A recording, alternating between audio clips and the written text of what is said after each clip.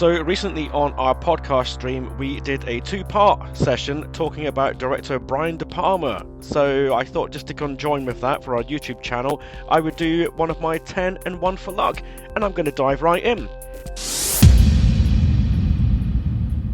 So at number 11 is Dressed to Kill. This is the extra one, and it's just not quite making my top 10. I don't feel that it's quite as revered as it should be. It certainly has a lot of competency about it, and there's also a lot of silliness about it as well. And it's just not one that I necessarily return to that often, but I know that I needed to mention it because it is one that is widely known by De Palma fans, and a lot of them would probably have it higher up on their top 10.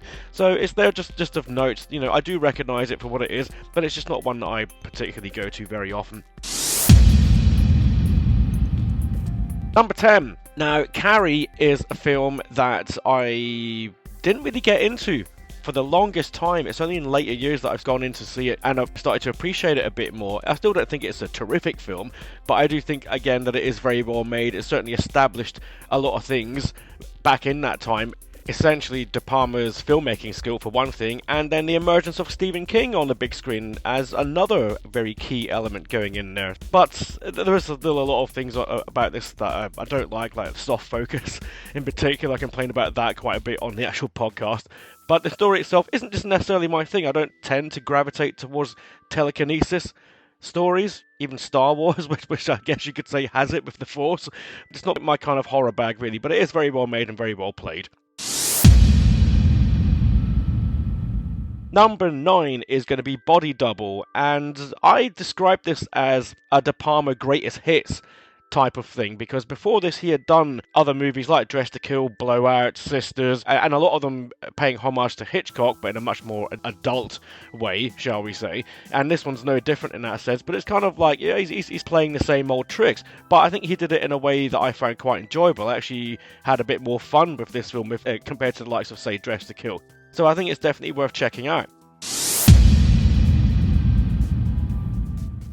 Going on to number 8, Scarface. Now, Scarface is a film that people seem to be sort of falling out with it in recent times, but I still think that it's one of his most competently made films, and he's clearly stepping away from what he's used to with all the thrillers that he had done, and this one was went a bit more epic in scale, and it's got that great setting in the early 80s, and there is some fantastic character work going on in here, but there is also, De Palma pushing the limits of what he can do with violence, and I think it still stands up. So it's pretty good. It's pretty good, but it's not one that I watch terribly often.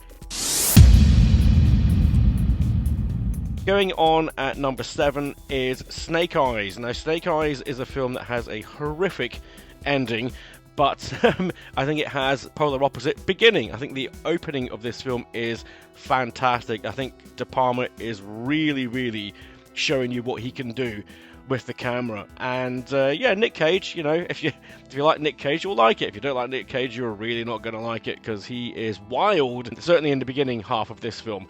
But I do like the way that he draws the audience in, De Palma that is, into this film with the narrative, with the twists and turns, and Cage's character suddenly has to find his moral compass in order to deal with the night as it goes on. And I think it's a fascinating study of character right there, but it's also a fascinating study of just the sleaze that exists in this world. Corporate, political, entertainment, the lot of it. You get a good visual look at people and what they are willing to do or not do to get what they want, or what they have to do to survive. It's an engaging thriller. It's just let down by its ending, sadly, but there you go, can't have it all.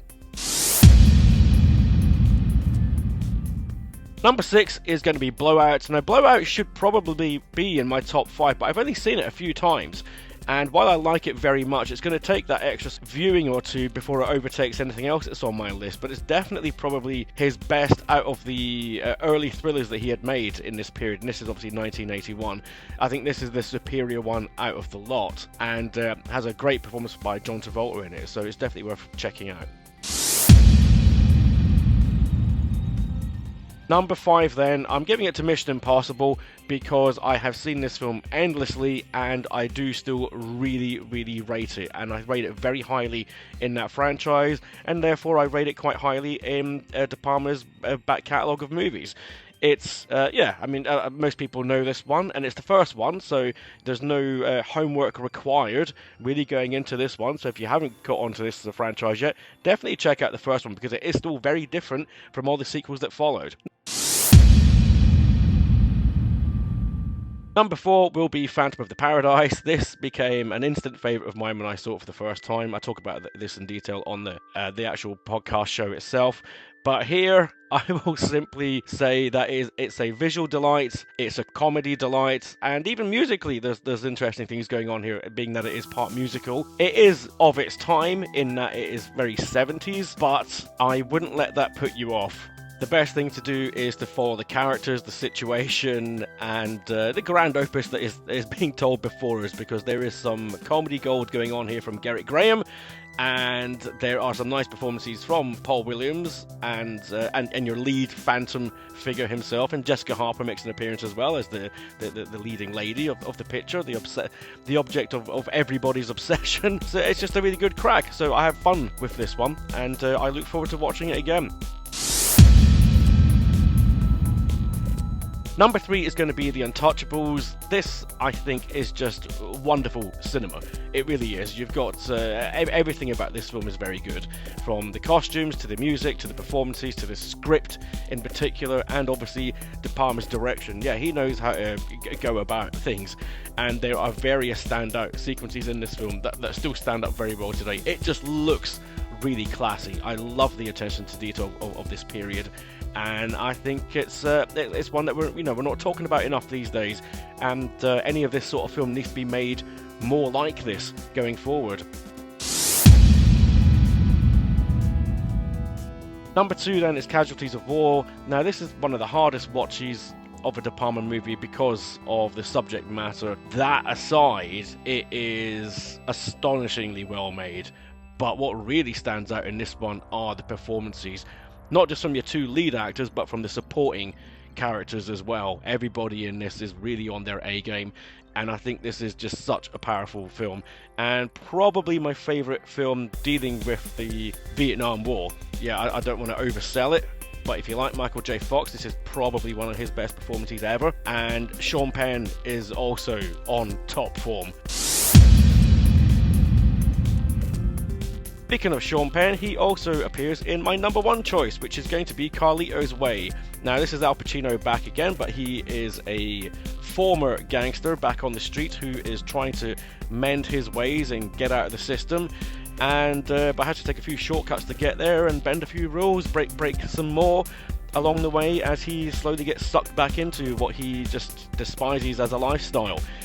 Sean Penn, as it doesn't help, as the lawyer best friend of his, and completely stealing every scene that he is in. Penn is absolutely beyond sleazy in this film, and he is relishing every moment that he has to play. But De Palma again is on top form just with his skills. Yep, everything looks great, everything sounds great. There's a great script from David Koepp, who he would work with again on Mission Impossible. It's for the time, I mean, I don't know if this will rotate around these sort of top 3 or 4 movies for me as my first position, because I think they're all very strong, but Carlito's Way definitely gets it, because it's the one that I remember impressing me the most on my first watch, and had to race out and get it when it became available for sale. So that's mine. That is my top 10 and 1 for luck De Palma. Where do you disagree? What would be on top of your list? What would not be on your list at all? Is there anything on here that you wouldn't count? Are there things that are not on this list that you would count? And do let us know in the comments below. And please do check out the main podcast itself, which you can find on iTunes. Like I said, 2 parts, De Palma 1 and 2, and a total of over 4 hours of listening time with myself, Benjamin and Sean. And we'll see you soon for another one.